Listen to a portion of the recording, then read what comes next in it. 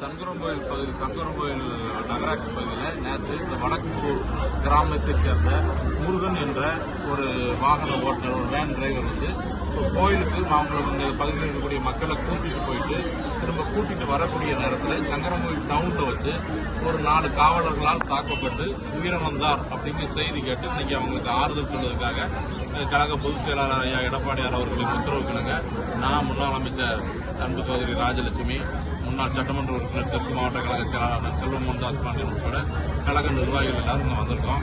இங்க விசாரிச்ச அளவில் இந்த நிலை இந்த பகுதியில் தொடர்ந்து நடந்துகிட்டே இருக்கு அப்படிங்கிற மாதிரி இங்க இருக்கக்கூடிய பகுதி மக்கள் சொல்றாங்க.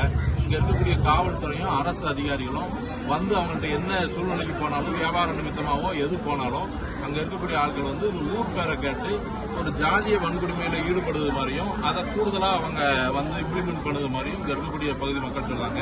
அது மாதிரி நேற்று அந்த இங்கிருந்து போன ஒரு தொழிலாளிய அந்த பப்ளிக்ல எல்லாரும் இருக்கக்கூடிய இடத்துல பப்ளிக்ல அடிச்சு அவங்க போலீஸ் எடுத்துட்டு போயிருது. போலீஸ் எடுத்துட்டு போய் அவர் இறந்தாரு அப்படின்னு தெரிஞ்ச பிறகு கூட அவரை ஆஸ்பத்திரிக்கு கூட்டிட்டு போய் அவர் என்ன சூழ்நிலை இருக்காருன்னு கூட செக் பண்ணாம அந்த பகுதியிலே வச்சிருந்து அதுக்கப்புறம் கிராம மக்கள் போய் பார்த்து அவர் இறந்தாருன்னு செய்தி கேட்டு அதுக்கப்புறம் பிரச்சனையாக்கின பிறகு இன்னைக்கு இந்த சூழ்நிலை நடக்குது. இது ஒருமான சொற்றுக்கு ஒரு சோர் பதங்கிற மாதிரி இந்த பகுதியில தொடர்ந்து நடந்துகிட்டே இருக்கு. இதுக்கு இந்த பகுதி மக்கள் அங்க இருக்கக்கூடிய ஏழை பாளைகள் எல்லாருடைய கோரிக்கை, சாத்தான்குளம் சம்பவத்தில் என்ன நடவடிக்கை எடுக்கப்பட்டதோ, சாத்தான்குளத்தில் ஒரு லாக்அப் டெத்துக்கு என்னென்ன நடவடிக்கைகள் எடுக்கப்பட்டதோ அதே மாதிரி சட்ட ரீதியான நடவடிக்கை இந்த சம்பவத்துக்கும் எடுக்கப்படணும். அதன் மாதிரி சட்டத்தின் முன் இந்த குற்றவாளிகள்லாம் நிறுத்தப்படணும் அப்படின்னு சொல்லி உங்களுடைய கோரிக்கைகள் இருக்கு. நியாயமாக உள்ள கோரிக்கைகள்.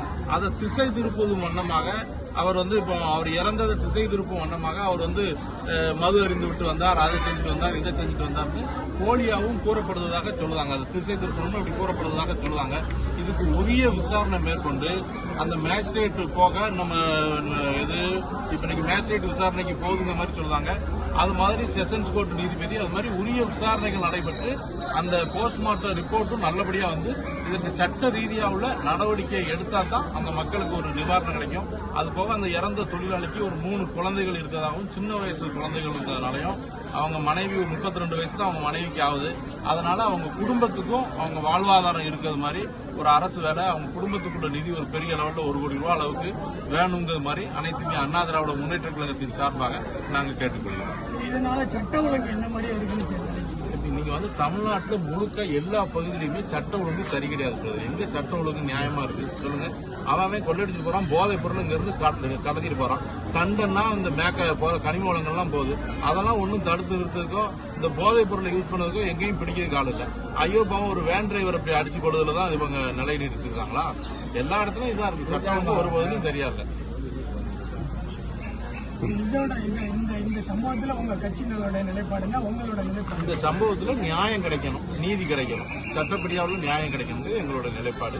அவங்க பாதிக்கப்பட்ட மக்களுக்கு உரிய நிவாரணம் கிடைக்கணும்.